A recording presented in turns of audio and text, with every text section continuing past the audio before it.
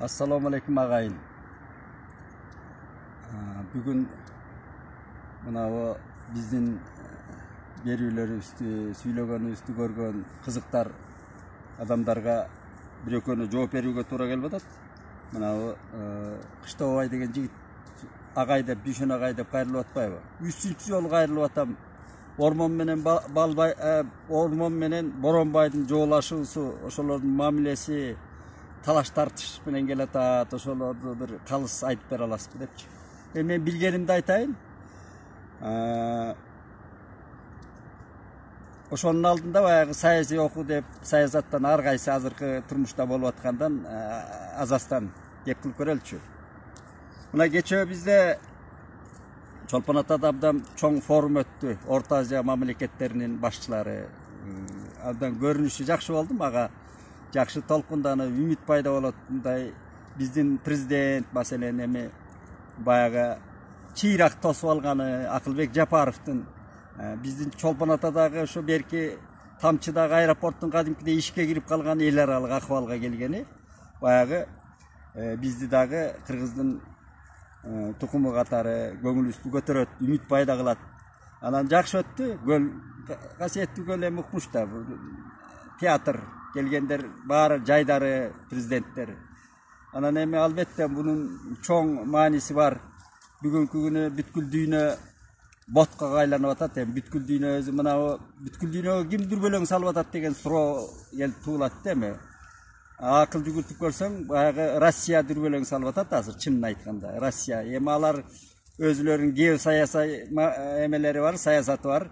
Географиялык дүйнөнүн жанагы байлыгын талашуу, чоң мамлекеттердин, дөө мамлекеттердин жөөлөшүүсү.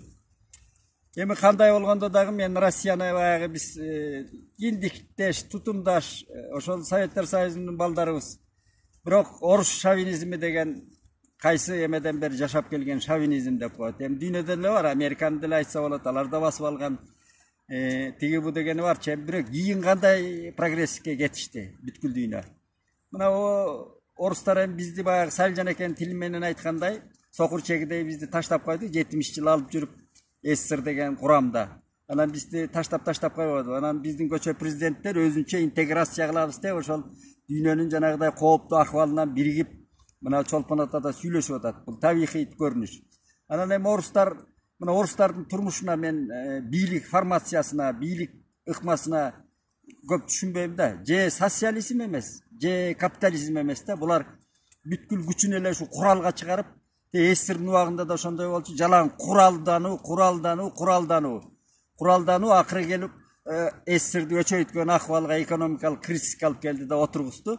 Анан бүгүн деле Россия ошондой. Мына Россиянын мына деревнялары деп коелучу, айыл кыштактары өтө начар акыбалда экенин баарыбыз эле билебиз. Баары бүт эле күчүн куралга салат да. Эми куралды көрсөтүп атат. Бейкүнөө адамдар кырылып атат. Эми баягы кыргызча айтканда арты кайрылуу болуп тынчтыкты тилейбиз. Тынчтык болсо экен деп Кудайдан тилейбиз да. Бул бир, экинчи мынабы кечээ ошол Украинадан ким берип атат, жана биздин Адил Турдукулов деген жигит барган экен. Ошонун барганына мен азамат дедим. Ошол жеринде мына экранда отуруп алып эле бир жактуу ой жүгүртүп, бир жактуу баа берип атпайбызбы? Ошол Адил Турдукулов ошо Одессадан репортаж берип атат. Мен ал жигиттин ошол жүрөгүнө, кайраттуулугуна, жигерине там бердим да. Ошол жерге барып жеринде көрүш керек. Чыныгы журналист, калемгер адам, серепчи деген ошол жерлеринден барып көрүп, азыр шарт бар да. Ошондон баа берсе болот да. Ошол акыйкат айтууга жакындашат ошол. Андан кийин кечээкү бизде блогер жигит бар, мына Бакыт Сулайманов, Базар Коргондук. Россияда көп кыдырып келген, баягы бүтүн Кыргызстанчыл деп коелучу эми. Адахан Мадумаровдун саясатын көбүрөөк жүргүзөт. Бирок көп жерден ошол өзү мурда органды иштеген жигит экен, калыс айткан, аракет кылган жигит деп эсептейм мен ошол. Ал өзү кайра ошо тириликтин айына Москвага кетиптир. Москвадан ошо репортаж берип атат. Москвадан берип атат, эмнени айтып атат? Мына биздин баягы уудуу болбодубу? Таласта апрель чырына байланыштуу ошону бетке кармашып оппозициячыл топ ошол жерде билдирүү таратып атат. Клара Сооронкулова, Равшан Жээнбеков, Ana mına biйлик esiňe gel, şunday ödö tömön, mınday başkaruunun bari başalaman bolup atat digi bu degen şunday azırkı biylike Kaşgaýry oşolar özlörünün pikirini aýtyp atat da, pikirini aýtyp atat. Revolsiýa jönünde söz bolgon jok menimçe jerde. Alar özünün pikirini aýtyp atat. Bayağı 30 ýyldan beri aýtılıp keletken opozisiýanyň pikirini aýtyp atat da. Anam bu jerde bizdin tigi mına Kowpsuzlyk komitetiniň töregasy Kamçybek Taşiýew alarga reaksiýa berip, anam gülün asmanga sapram degen sözlerdi aýtpady bu. Hem tigi Bakyt Sulaýmanow oşonu aýtyp atat, hem uşul toora emes, mına 30 ýyldan beri uşuntup kelatabys dep, al jigit kalsydygyny aýtyp atat, anam bir sunuşda aýtyp atat da, işke aşpagan sunuş dep. Uşul stolga gelip oturuş gerek, dialogga geliş gerek, anan azır mına es alууda жүрgön parlamentти çogultup, Sadyr Japarow mına Adakam Madumarovdu spiker kılsa, spiker kıl oşonu emege alıp gelse spikerlike. Anan özünün özü bardygy bayağı mınday kırgızça aytkanda jeli çıkıp opozisiýanyndagı anan kanday önügünün bir jakşı birikken nuguna düşet elek degen pikirini aytat. Eme al işke aşpayt dep özü dagı baa berip atat. Çynynda şondoy. Bizde eme bizdin şordu el, şordu mamleket dep koýuldy. Şordu degenimdin eme sebebi mına 30 ýylda biz öçöýgön eň artdagy dünýedägi eň artdagy karızgor mamleketlerden sabına düşüp kaldık da. Bul eme şordu degen emne dep aytasyň? Baktylуу dep aytabys. Tirүүçülüktün özü bakyt. Biroq 30 ýyldan beri uşul bir-birine soýan, bir-birine gülün sapıran, bir-birine gıyratam dep ele gelip ahwaly uşul bolup kaldı da. Bizde diyalog yok. Gezinde Akaýewiň wagtynda diyalog kılam degen kişiler boldu da. Misal üçin Misir Aşlykoğlu oşo opozisiýanyň başyn birektirem dedi. Andan keyin berki al kısmattan çetletilip jok boldu da. Bir top kişiler uşunday opozisiýa menen tige köprü bolabys dedi. Andan beri gelgende Bakiýewiň wagtynda da oşondoy köprü bolam dep hareketlengen janagy Sadyrkulov ana keskilep atkılap jok kılışdy deýli. Andan keyin dagы uşunday köprü bolam ana mınday bir opozisiýa menen bul jönököy alakanday Kırgızda bir stolga oturup dialogga gelip atam zamandan ele oşondoy dialog, elçilik, madaniýatlуулuk anan oşondoy bir akılmandyk jeňip kelgen bul jakşı. Ana bul tireşүү degen jakşylyk kalıp barbayt. Hem tireşүү gaýra ele bizde şu talkalaýym, koluňy syndyram anan bul hem jakşı emes. Kalsızlık üçün aýtış gerek de. Güç menen hiç bir güçtün artı güç jakşı bolboýt. Mına Putin Ukrainaga güç koldanıp atat, artı jakşı bolboýt. Men uşunday oylogon kişimin de misal üçin. Jönököyle bu çoň akıldyň geregi jok. Güç koldanom degen bütkül dünýäniň praktikasynda güç koldanyp akyrı jakşı bolgon emes da. Al kanga kan, güçkö güç bary bir tablat da. Bir gana akıl, bir gana elçilik, diplomatiya, gumanduluk gana jakşylyk alıp kelgen. Hem bu dinlerdin barında bardygy şol dünýäniň şonday. Hem şularda aýtyp goýaly dedik. Eme işi kılıp zamanımız tınç bolup, elimiz dünýä tınç bolsun dep tileýli. Hem Boronbay menen Ormondun çatağı dep atpaýar jana inim Kıştabay degen inim surap atat. Hem Boronbay menen Orman Kırgız kıskartyp aýtkanda jowa bolgon emes bular. Tabiatında dele jowa bolgon emes. Ökö bir gıljırdyň baldary. Sarbagış bugu bir tuğan. Anan emne oldu? Mına azırkıdaylar şo jölöşүүдөн anan jana çır çykkan. Ormondu kan götürgende Boronbay, Jangaraç mına solto. Anan ele oşol Tınay Sarbagışynan Jantay üçö tirek bolup bergen. Ormongo kısıl tebete giyisken uşul üçö bolgon. Mında jumgaktap kıskarta aytkanda. Andan emne oldu? Anan ormon gelip mınavu kandyk жүрgüstü özünün deňgelinde. Meylemi ana arganday aýtışat. Özünün Sarbagışynan başka ukkan emes de. Ukkan ormondu. Ormon adegende başlaganda jakşyla bir top kandykty жүрgüsken. Emi kandygynyň natijasy mına Genesarynyň mıkaçılık çoň çabulu bolganda, çüýdü alganda Genesary. Berlik alıp tokmaktın maňdaýyna tuğsun saygan. Oşol koldu gıyratkan ormondun kandygy.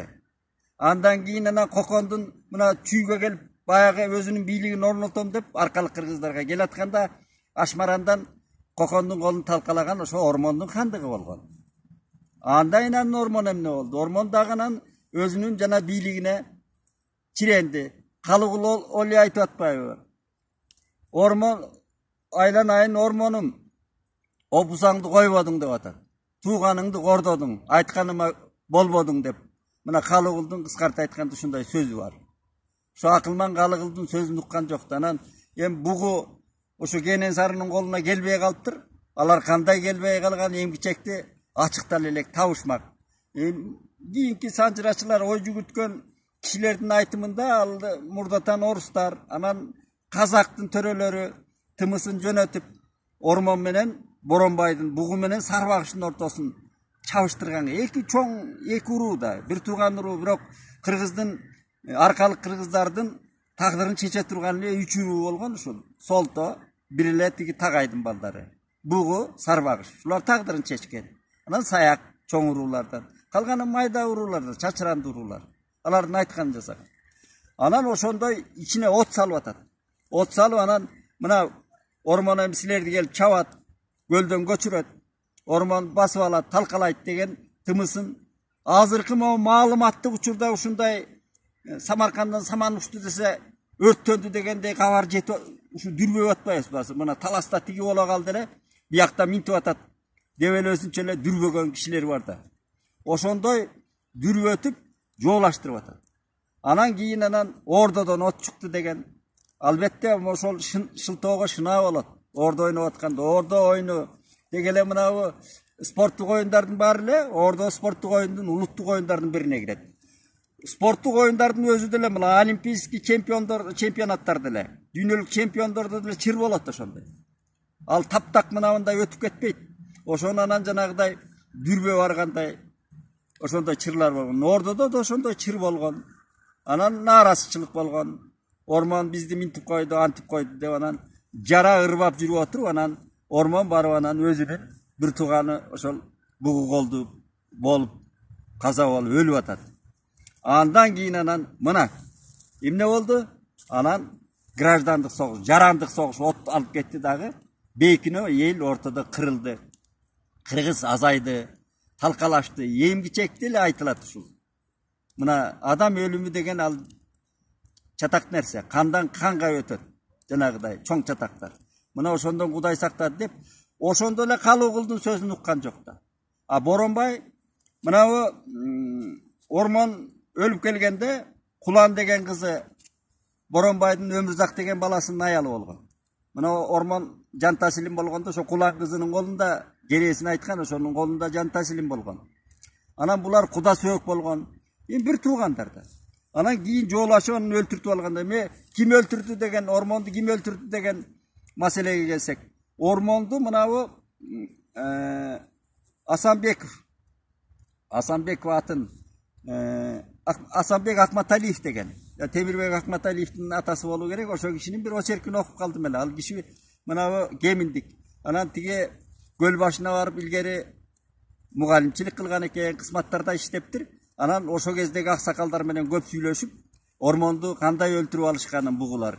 Ошо жөнүндө бир жакшы очерк жазды эле. Анда жана Балбай табарсыкка сайды деп айтылат деп. Балбай баатыр көзү жок баатыр болгон ал. Мындай келип жашыруун сайганга мүмкүн эмес. Ал антпейт эле ал киши. Ал көкжал баатыр болгон Балбай чындыгында.